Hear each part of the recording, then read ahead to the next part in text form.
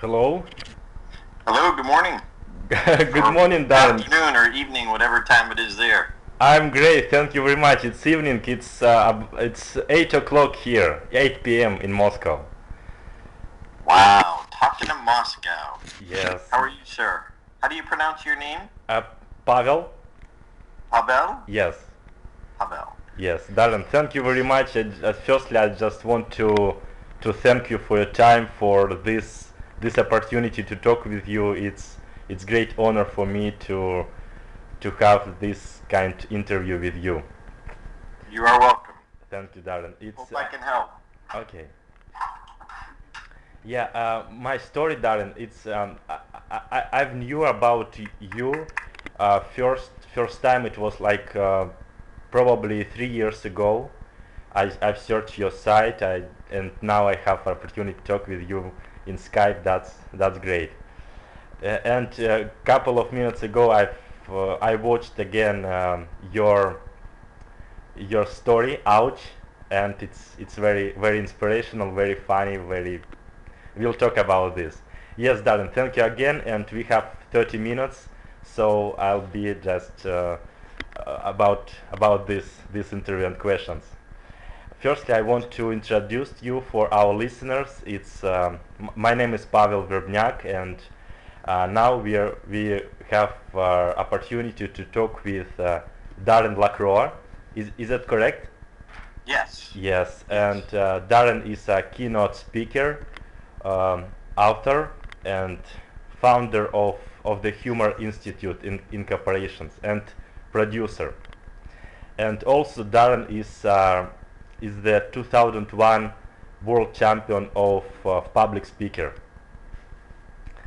Darren, please tell me about your first steps, about yourself and your first steps. How did you decide to become a comedian, a public speaker? Because I know your story. You wasn't very funny, and you told about this. And how's your decision and your goal, your dream? Well, thanks very much for having me and asking. I appreciate it. I love helping people and love sharing my story because I want to inspire other people who were told they can't, they shouldn't, they're stupid, that's not.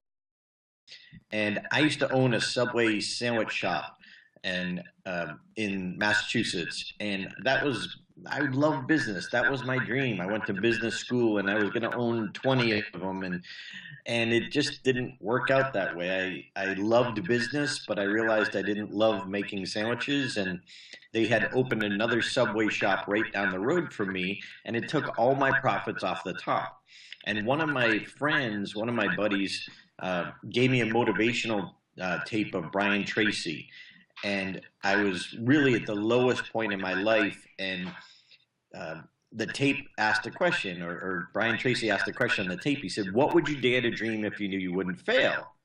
And I thought, if I wouldn't fail, I'd be a comedian. How cool would that be? Making people laugh and earning a living at that. That would be the ultimate. But then all of a sudden, a little doubting voice came on my shoulder and said, "But that's not you, Darren. You're not funny." But that wasn't the question. The question was, what would you dare to dream if you knew you wouldn't fail? So let me ask you, Pavel, if you wanted to become a comedian, who would you go to for advice? Best people in this field, best comedians, and Absolutely. Unfortunately, I didn't learn that, and I went to my family. And family can be great and nurturing, but if they don't know what it takes in that industry to become successful in that industry, they can actually take you away from your goal or your dream. And so when I told them what I wanted to do, they compared me to Jerry Seinfeld. You know, someone just thinking about it to someone at the top of their profession. And it's not fair, but it's human nature. It's a natural tendency to think comedian, someone who's naturally funny. But you can learn anything. Anything can be learned if you're willing to fail. And that's as you know, that's the essence of my ouch speech, my world championship speech. So I decided that I would get advice from someone who's been there, someone who's done that. And I asked a comedian, I went to a little comedy show. I had never been to a show in my life. And I went up after the show and asked the gentleman, I said, "Hi, my name is Darren. I want to try this. What do I need to do?" And he asked me a question. He said, "Are you funny?" And I said, "No." And he said, "Good." Good? Good? What do you mean good? But now he had my attention. And he said, "Darren, nobody's funny at the beginning. Even people who are naturally funny have to learn to be funny on stage, because being funny with your friends is a different skill from being funny in front of a group of strangers. And people who are naturally funny will have a propensity to learn it faster, yes. But anyone can learn it if they're willing to fail." So I studied. He said, "Go get this book." I'm thinking, book? What do you mean book about how to become a comedian? Well, of course there's books on everything, but I wasn't thinking that way. So I went and got the book, and he also recommended going to open mic nights.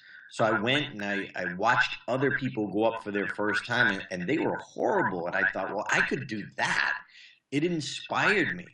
And I studied for 2 months. I read through the book. I did all the exercises. It was 1992, April 26th, and it was my first night. And I was scared. I brought all my friends with me to make sure I didn't chicken out. Make sure I went up on stage, even though I was scared. I said, "I don't care what I do. If I kick, I scream, I whine, I complain. If I cry, get me up there, because I'm never doing this again." And I went up, and I was visibly shaking. And I was so nervous, in fact, that I had one joke where I was talking about a rocket launch. And I said the rocket took off and it went vertically. But I did horizontally with my arm, and I said vertically, and I realized I messed up, and I just said, "Ah, shoot." And everybody laughed. And I believe, in my studies later on and understanding, I didn't know why they laughed. I just know they laughed. And that was the belief that I needed to do this, even though it was a mistake. So in retrospect, I believe it was because for that one split second, I became myself on stage. That's where I created that connection. I became real and authentic, and I wasn't just reading. I wasn't trying to do something. I became authentic on stage. And really, that's where it all started from. But I got bit by the bug. I loved the feeling of making people laugh. So I became a sponge. I became a student. I got every book I could. I took every class that I could, and I went up every opportunity. And it wasn't about the whether I succeeded or bombed, is that I learned something every single time to get me a little better next time. That's great, Darren. And what I learned from people in best in their fields, and like business people and other leaders, they learn. And as you said, public speaking and humor is learnable skill. And as to build successful business and successful relationship, we can learn from books, from people who achieve this in their lives, and that's amazing, Darren. And you mentioned about your mentors and role models, and I know you've studied a lot of Brian Tracy. He's #1 mentor for me as well, and Zig Ziglar, Tony Robbins, Wayne Dyer, and so on. Why is it so important from your point of view to have role models and mentors in our life, in business, in relationship, and other fields? Well, people who are successful think differently. People who are successful in one specific area think differently about that area. So just because people are maybe ultimate experts, it doesn't mean they're the ultimate expert at everything. It means they're probably are the ultimate expert in one area, or maybe two areas, or the related fields. I've been a speaker, for 20 years, and I still don't know everything, but because I continue to learn and be hungry, I continue to grow, and I'm still better today than I was a year ago. So I believe that if we want to be successful, we need to find people who are successful in that area, and then we need to understand how they think, because we want to align our thoughts with their thoughts. What do they worry about? What don't they worry about? I want to be concerned with what they think is important. And unless you're an expert or involved in that area, you really don't know what's important. So, for example, my family thought being naturally funny was important. Turns out that wasn't important. Being willing to fail was important. Getting up on stage every single time, every opportunity I could, that was important. And that's what I learned from my mentors. So first we want to go to the experts and learn their process. What's the process that they went through or they suggest going through to get where you want to go? But first, the thoughts lead to the habits. We need to create the right habits to get the results. So if you start with the wrong thoughts, you don't have a chance of getting there. Or you're going to go way out of your way to get where you want to go. So you spend a lot of energy and effort. And it's hard enough to get any dream or goal as it is, never mind to have to take the long road. So what experts give us is they give us a pathway to put our energy. So when I teach a process, I taught a humor boot camp this weekend. And when I teach the process, it's like you don't have to go through that process. But if you want to get there faster, you will. Now, there are many people, we had, small class, we had 20 people. There's some people who will take that process and they will give it all their energy to get there. There are other people who got the same process, but if they don't add their passion or their desire to it and they don't push through, they're not going to make it over here either. So I just wrote an article about it this morning. It's passion plus the process to get you where you want to go. So, but the step one is get the book. Get the book. Learn the process. Align the thoughts to get the habits to get the results. That's great. That's great. And what you've said that I want to add that the law of attraction and the law of cause and effect and other universal laws always work. And as I discovered what you said, successful people think most of the time what they want and how to get this, and unsuccessful what they don't want and they complain, blame others. And what you say, that's great. That's great. Thank you. And Darren, and why is it so important to be public speaker? As I discover, as I learn from best people, I read biographies and autobiographies, and as I see a lot of them very good in speaking. And is it accidental or no? Because as I see there, almost all of them very good in public speaking. Well, if you're talking about the inspirational, motivational market, I mean, that's part of our market. That's part of how we communicate, and people see that and want to be part of that. So, there are many people who are great successes who aren't great speakers, yes. Because they're successful in their area. If you just have to be careful that we're not talking about different things. That's people who you mentioned, they are great communicators, which is why people hear and receive their message and then tell you about it. Oh, if you like that tape, you need to get Wayne Dyer. If you like Wayne Dyer, you need to get Zig Ziglar. As opposed to, let's just say, Bob the Expert. Nobody talks about Bob the Expert. Why? Because he's not a great communicator. He didn't help me. But great communicators make it easy to understand. So, for example, I work with a lot of emerging speakers on showing them how to get paid to speak. And a lot of them don't understand that part of our value is not only the communication, but distilling that process down where someone can get where they want to go. It's our job to make the process simple and easy, whether it's how I teach people to market on YouTube, or I teach them how to get paid to speak, or I teach them how to be better on the platform. Each of them have their own processes, but it's my job as the communicator to distill it down and make it simple and easy. Now, most great communicators or great experts and leaders do have some element of communication, but some of them aren't necessarily public speakers. Some of them might just own or run companies, but they have to be great communicators to speak to their employees, to motivate their managers. So I believe communication is an element that even if somebody wants to be better or more marketable in their job, becoming a better communicator will actually, exponentially separate them from the pack and give them more value in the marketplace, because that's what people need. And everyone thinks they're great communicators, but they're not. Yes, great. And one of your mantra for building talent as a speaker is stage time, stage time, stage time. Darren, what does it mean? Could you please tell some sentences about this mantra? Well, my mentor, his name was Vinny Favorito. He's a comedian here in Las Vegas, where I live. But he and I started back in Boston together, and I had heard from the other comedians, every one of them said stage time is most important. That's the number one habit. Whatever it is you want to achieve, find out what's the number one habit. And it's usually the thing that's the most scary. It's usually the thing that most people don't want to do.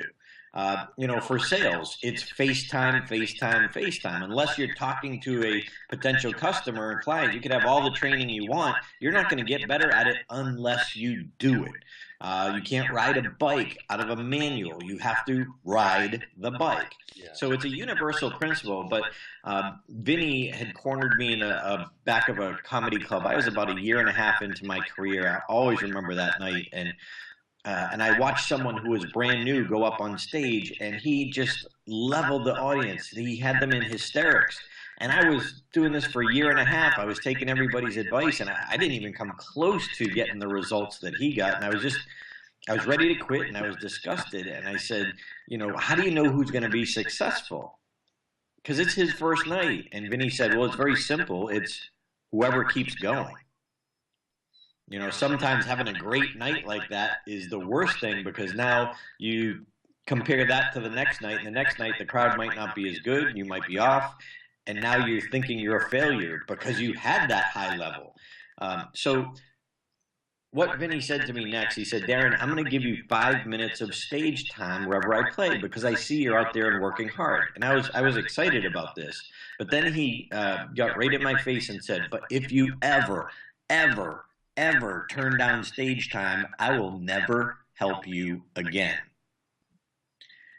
But what he did for me is he flipped a little switch, because as a new emerging comedian with no talent, no skill, no confidence, you don't want to go up unless everything's perfect. And it's still scary. But what he just did is he made it more uncomfortable for me not to go up than to go up. And that little change is the whole reason I get to do what I love to do now for a living, because I never turned down stage time. I lived in fear that he would find out. And I'm glad that fear motivated me. My license plate now in Las Vegas says stage time, because I never want to forget the habit that brought me to where I am. That's amazing. Thank you. And you just mentioned a word, success. Darren, what's your definition of success, and do you think about yourself as a successful person?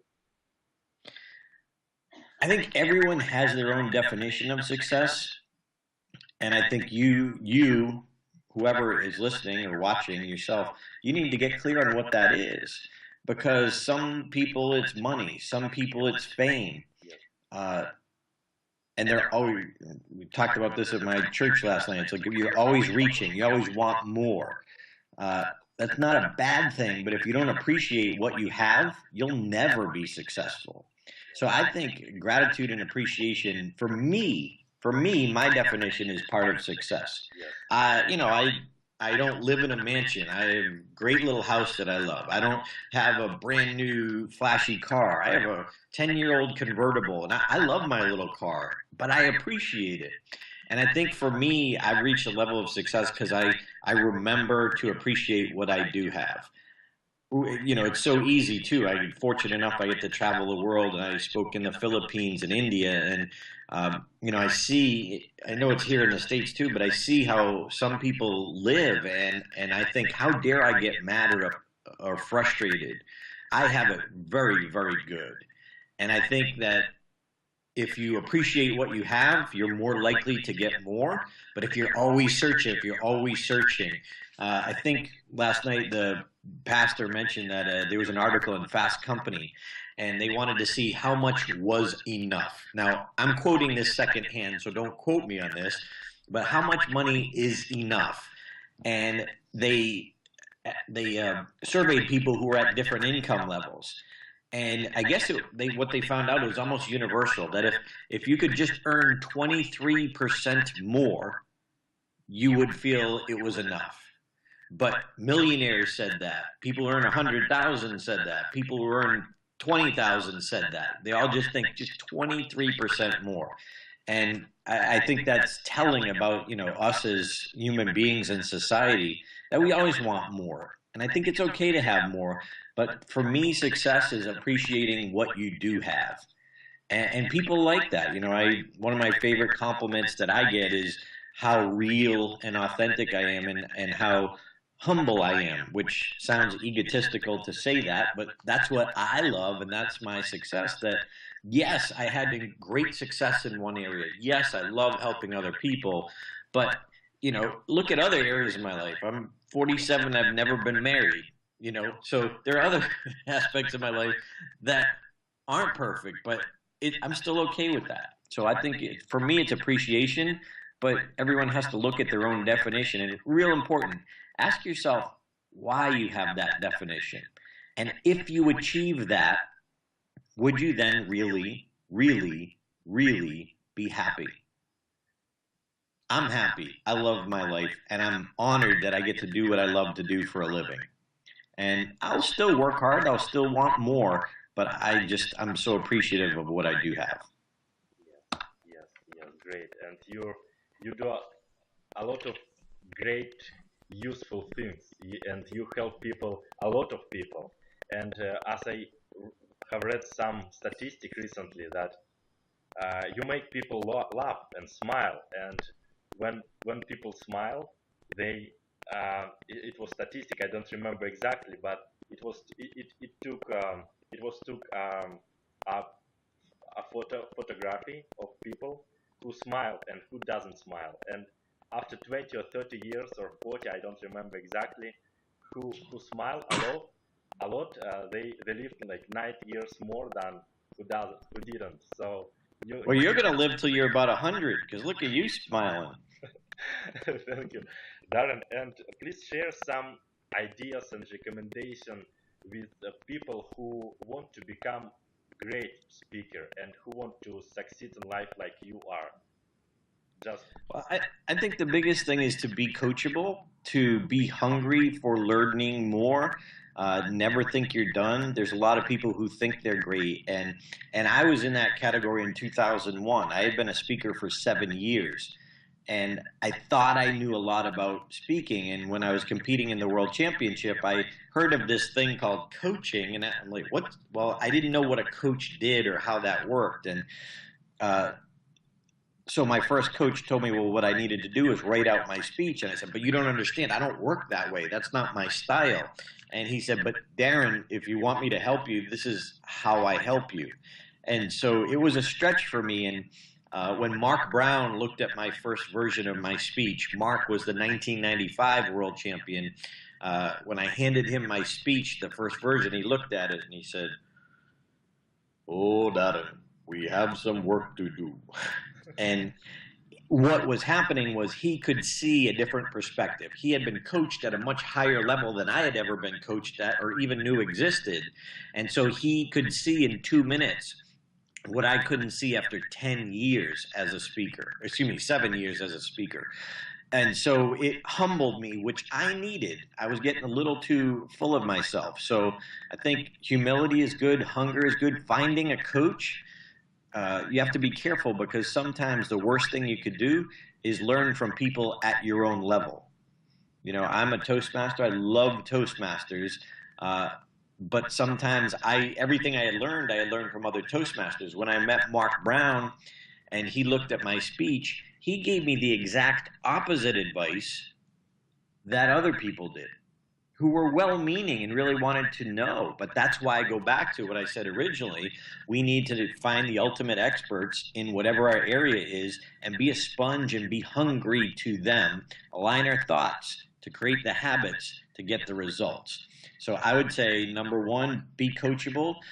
Never think you're done. Find a coach, find someone who's the expert, and latch on to them. But it's not, and Alan Weiss, who was a mentor of mine too, a business mentor, said something. He said, find the people you really like and admire. And if you like how they teach, if you like my Humor 101 program, get everything. Find the expert and get all of their areas of work. And I'm not saying that to sell me. I'm saying find the person who resonates with you and they're teaching you and get every body of their work. Patricia Fripp, who is my coach, www.fripp.com. She's got a lot of phenomenal content. She's somebody who still makes me better and makes me grow. If you want to just check out for free what I have, check out my top10speakingtips.com, www.top10speakingtips.com. But really seek out the best in your area, in your industry, and learn from them. Don't compare yourself to great experts. Learn from them, be inspired by them. If you're going to compare yourself to other people who are just starting out. For people who are around the world, check out the Global Speakers Federation. I'm a member of NSA, the National Speakers Association, which is the United States chapter of the Global Speakers Federation. So if you just put in Global Speakers Federation and Google it, you'll find the association in your country, and then get connected with other people in your country who are doing what you want to do. I spoke to PSA, the London or the UK version of that chapter a few months ago. I did France or Paris before that, but they bring me in to teach in other areas of the world, and I love what I do. So find a great speaker coach and just be hungry, because speaking is not about you, it's about the audience's outcome. So there's so many different aspects. Become a great storyteller. Focus on storytelling. The heart of what we do as speakers is, Bill Gove, great speaker coach, says, all speaking is tell a story, make a point. Tell another story, make another point. Tell another story, make another point. So storytelling, if you had to focus on one tiny aspect, focus on storytelling. But storytelling as a speaker, not just storytelling. There's so much to learn, and I've been doing it for 20 years. I still don't know everything. So if you think you know everything, you don't. Absolutely, Darren. Thank you. And as you said about learning, and as I think in the constant and never-ending improvement and personal development, it's one of the most important habit, as you said, as you mentioned about these habits earlier. It's one of the most important habits that can guarantee success in any chosen field than other habits. And as our life is too short to know by own experience, by own life. And as you said, I absolutely agree with you that we can learn from experts, read books, buy programs, seminars. And I want to recommend your program. It's called Get Paid to Speak by Next Week, one of them. And I'm going to buy this, Darren. And I know you've written some books about public speaking, and you produced a movie about how humor helped with cancer and so on. And that's great. And I will put your websites under this interview, and everyone can go there. So DarrenLaCroix.com. Absolutely, DarrenLaCroix.com and some others websites. I know you have several. Darren, I want to thank you very much and for this interview, for your wisdom, for your inspiration, for your role model, for a lot lot of people and what you do, what value, how you help people, and that was amazing talking with you and to know you personally. So I'm very grateful for that. Well, keep doing what you're doing. Thank you very You're much. the next generation. Thank you, Darren. I'm very passionate about learning from people who achieved some results in their fields, about success and success philosophy, success, like achieve great results as you do. And this changed my life, transformed my life inside, and I can see it outside. So I'm going to do this, and I just want to help other people as well. Thank you very much, Darren. You're welcome. Good luck to you. Thanks for asking. Thank you. Talk to you soon. All right. Bye to Moscow. Bye, Las Vegas. Bye.